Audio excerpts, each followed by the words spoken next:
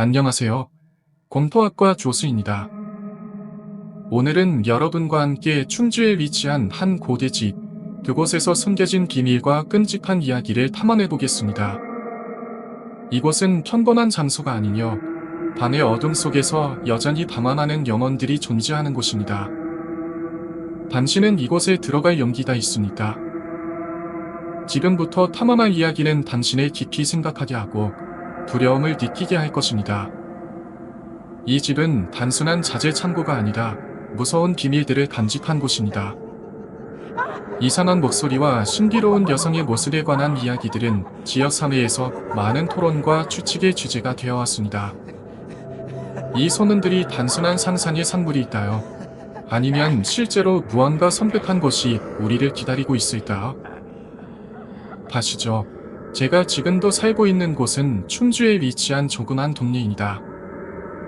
오래전부터 이 동네에는 아이들 사이에서 꽤나 유명한 흉가가 하나 있었습니다. 저말쥐는 흉가가 아니라 창고라고 생각하시면 되는데, 넓고 높은 산중턱에 누군가 지어놓은 자재 창고 같은 음악 고지였죠. 워낙 시골 동네이기도 하지만 그의 발전도 없는 곳이라 오랫동안 변하는 게 없었단 만큼 창고 또한 오랜 기간 같은 자리에 있었습니다. 문제는 동네에 파다하게 퍼진 괴소문이 있죠. 언제부터 이런 소문이 돌았는지 모르겠으나 제가 40살 가까이 넘는 오늘날까지도 이따금씩 아이들을 통해 들리는 소문이 있습니다. 어디나 있을 법한 소문이지만 그 창고에 귀신이 있다는 것이었죠. 특히 산에 있었기 때문에 늦은 저녁에 가면 도는 것만으로도 스산한데, 그러다 보니 괜히 아이들 사이에서 흉가하는 소문이 만들어진 것이라고 생각했습니다. 하지만 정작 제가 당사자가 되어 겪어보니 소문은 사실이 맞는 것 같습니다. 창고 관련해서는 다양한 이야기들이 전해지는데 가장 대표적인 이야기는 창고에서 들리는 의문의 여자 목소리였습니다. 하지만 그 누구도 그게 어떤 말을 뜻하는지 알지 못하였고, 들었다고 하는 사람들 또한 너무 무서운 나머지 제대로 못 들었다는 말이 많았죠. 뿐만 아니라 검은 머리를 길게 늘어뜨린 여자가 창고 지붕이 창고 안쪽 창문에 서서 사람들을 쳐다본다는 이야기도 있었습니다. 그러다 보니 여름이나 할 것 없는 방학만 되면 아이들의 담력 훈련 체험지 되었습니다. 제가 고등학교를 다니고 있을 무렵 이미 그 전에도 그 창고에 대한 이야기를 듣긴 했지만 별 관심은 없었습니다. 애초에 귀신이 있다는 말은 믿지도 않았을 뿐더러 그저 어린아이들 사이에서 퍼지는 말도 안 되는 소문이라고 치부했지만 그날은 여느 때와는 사뭇 달랐습니다. 학교를 제대로 나오지 않으셨던 것 때문인지 저희 부모님은 자식 공부에 그 누구보다 열을 올리시고 집중하셨습니다. 그 덕분에 어린 시절부터 부모님 등살에 떠밀려 공부만 하고 살았죠. 하지만 이때의 기말고사 준비 기간에는 반사였던 마음의 응어리가 터진 것인지 도저히 공부를 못하겠더군요. 내가 왜 이렇게 살아야 되나? 이런다고 성적이 더 좋아질까? 결의를 불만을 다 터뜨리며 스스로를 자책하고 심지어 부모님을 원망하기도 했습니다. 물론 부모님이 자식 교육에 목을 내는 이유를 알고 있었기 때문에 직접적으로 화를 내거나 불만을 하지는 못했죠. 그런데도 분을 치지 못했던 것인지 분노의 표출 방법이 잘못 정해져 버렸습니다. 머리를 식히고 싶었던 것인지 아니면 정말 미친 짓을 하고 싶었던 건지 새벽 1시가 다 되어가는 그때 창고로 향했습니다. 가서 귀신이나 보던가. 귀신을 보게 되면 욕이나 실컷 해줄 생각으로 말이지요. 몰래 현관문을 열고 자전거로 타고 가보니 산촌까지는 30분이 채 걸리지 않았습니다. 가는 동안이라도 겁을 냈으면 좋았으려만 오히려 오기가 생긴 것처럼 빨리 귀신 보고 싶다는 생각을 했죠. 그렇게 밑에 도착해 천천히 산을 올랐고 문제의 창고를 발견하게 됩니다. 사실 이전에도 이 산은 몇 번 오간 적 있었고 그 과정에서 창고를 본 적이 있었기 때문에 쉽게 찾을 수 있었습니다. 창고를 발견하자 서슴없이 문 앞으로 다가갔고 가는 동안 지붕이나 창문을 자세히 쳐다봤지만 역시나 아무것도 없었죠. 이럴 줄 알았다며 큰 도톡으로 창고 주변에 도기 시작했습니다.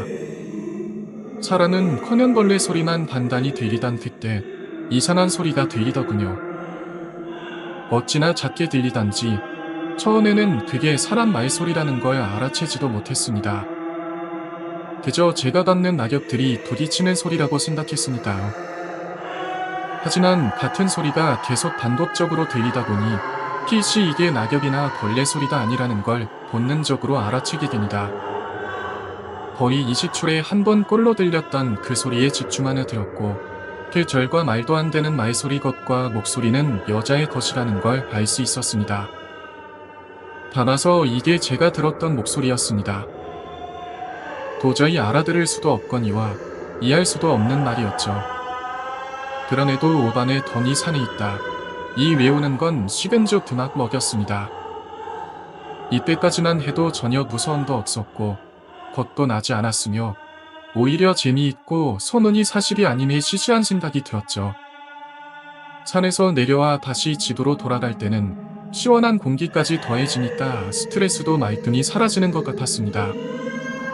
그렇게 시간이 열려 고등학교 3학년이 되었을 시기까지 그날 있었던 일은 완전히 잊고 살았습니다.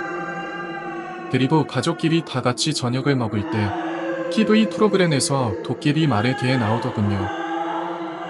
저나 동생이나 도깨비 말이 뭔지 모르니 그냥 재밌게 TV 보고 있었습니다. 하지만 어머니와 아버지께서는 마치 예전 추억이 떠오르시는 듯 서로 이야기를 주고받으셨죠. 부모님께서 학교 다닐 적에 유행했던 게 도깨비 말이라고 하시더군요. 한글이지만 친한 사람들끼리만 알아들을 수 있는 언어라고. 말입니다. 예를 들어 야구를 야가 부모 돈이 많다를 도모님이 많으다다처럼 아는 사람들은 알아듣지만 아닐 사람들은 전혀 못 알아듣는 튜연법이었습니다. 그 말을 듣고 있자니 내리 스쳐 지나가는 문장이 있었죠.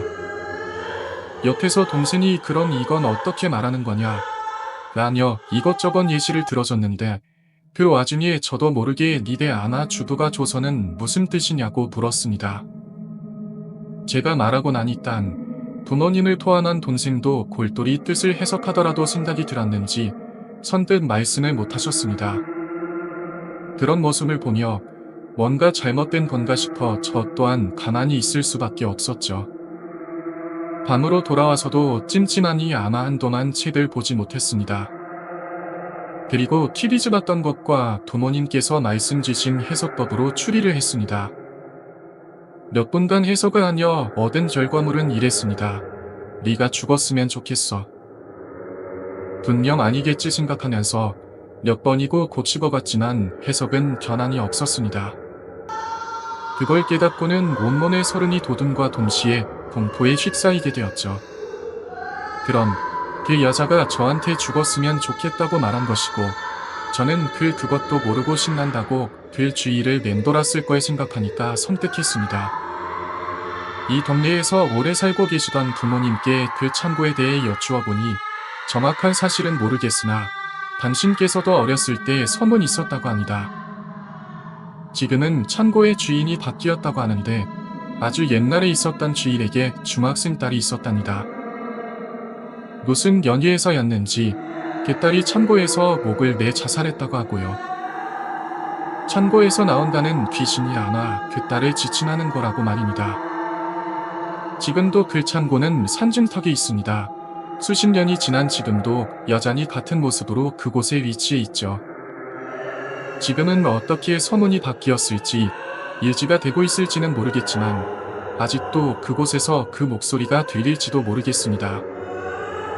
이야기는 여기까지입니다. 도깨비 말이라고 해가지고 요새도 자주들 사용한다고 알려져 있습니다. 이상으로 그 신비로운 집과 그곳에 살고 있는 영혼들에 대한 이야기였습니다. 여러분은 비슷한 경험을 해본 적이 있나요? 아래 댓글로 여러분의 경험을 공유해주세요. 이 비디오가 마음에 드셨다면 음산한 비밀들 채널을 좋아요와 구독 버튼을 눌러주셔서 다음 공포 이야기를 놓치지 마세요. 다음 무언에서 다시 만나길 바라며 항상 기억하세요. 당신이 보는 것이 전부가 아닐 수도 있습니다.